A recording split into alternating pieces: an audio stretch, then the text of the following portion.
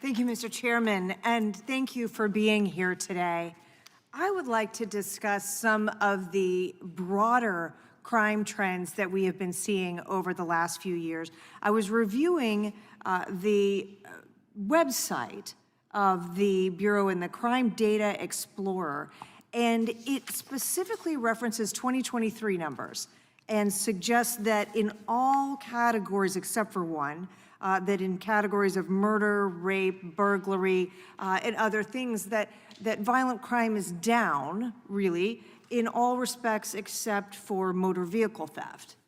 But what I was interested in discussing today was a little bit of a broader timeline, specifically going back to look at the time period of 2020 to the present. And it's correct, is it not, that the rate of many of these violent crimes, if examined from 2020 to present, is actually going up? I apologize, I don't have the report here in front of me, and so I don't want to testify to the fact that I haven't seen it, or I don't have it in front of me here and I can testify to that. But we do provide those rates for that time period for that report, that's correct. Okay. And so it wouldn't be something that you were prepared to testify about here today if I were to tell you that over that span of time, the incidents of rape have actually gone up. Is that right? I think that there was a time period within the definition of rape that might have changed within the UCR program, and I'd have to go back and I can certainly get you an answer on that. I'm not sure if some of those were double counted by the agencies based on the definition of rape, but I can certainly get that information for you. Well, and that actually touches on another question that I wanted to ask you. In these materials there that are providing for the public information about the increase or decreases in crimes, I see that there is a rape referred to as revised definition and rape legacy definition. Are you familiar with the distinction between the revised definition and the legacy definition? I am familiar that there was a change in the rape definition. I would have to go back and take a look at exactly what that definition is. But when the change came about, it was publicized to all of our law enforcement agencies so that whenever it was captured in the statistics, that it would capture accurately.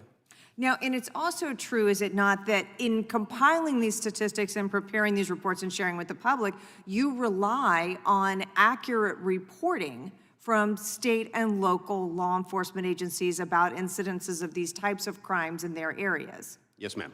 So if you were not getting full and complete information from state and local law enforcement agencies, then it would be impossible for you to accurately prepare a compilation number of violent crime trends across the United States of America.